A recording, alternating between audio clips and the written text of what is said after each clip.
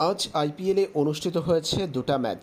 Kolkata night Riders মাঠে নেমেছে Lucknow super জায়ান্টের বিপক্ষে, অন্যদিকে পাঞ্জাব কিংস খেলেছে চেন্নাই সুপার কিংসের বিপক্ষে। দিনের প্রথম ম্যাচে ইডেন গার্ডেন্সে লখনৌ সুপার জায়ান্টের কাছে হেরেছে কলকাতা নাইট রাইডার্স। রুদ্ধশ্বাস ম্যাচে কলকাতা নাইট রাইডার্সকে শেষ ওভারে 4 রানে পরাজিত করেছে লখনৌ সুপার জায়ান্ট। দিনের শুরুতে ব্যাটিং করা লখনৌ সুপার জায়ান্ট সংগ্রহ করেছে 238 রান। মিচেল মার্শ ও নিকোলাস পুরানের ঝোড়ো ব্যাটিংয়ে দল পেয়েছে বিশাল সংগ্রহ।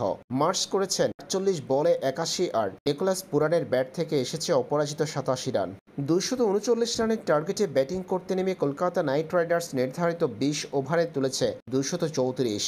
অসাধারণ ব্যাটিংয়ের প্রদর্শনী দেখিয়েছেন আজিঙ্কে রাহানে, ভেঙ্কাটিস আয়াররা। তবে জয় পাওয়া হয়নি কেকেআরের। শাহরুখ খানের ফ্র্যাঞ্চাইজি পরাজিত হয়েছে 4 রানের ব্যবধানে।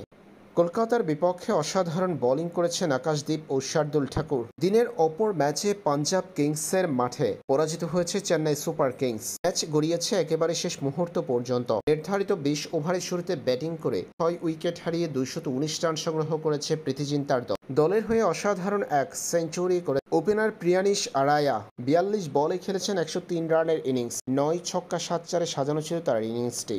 জবাবে 220 রানের টার্গেটে ব্যাটিং করতে নেমে সুপার কিংসের শুরুটা দুর্দান্ত করেছে দুই কিউই তারকা রচিন রবীন্দ্র ও ডেভন কর্নে।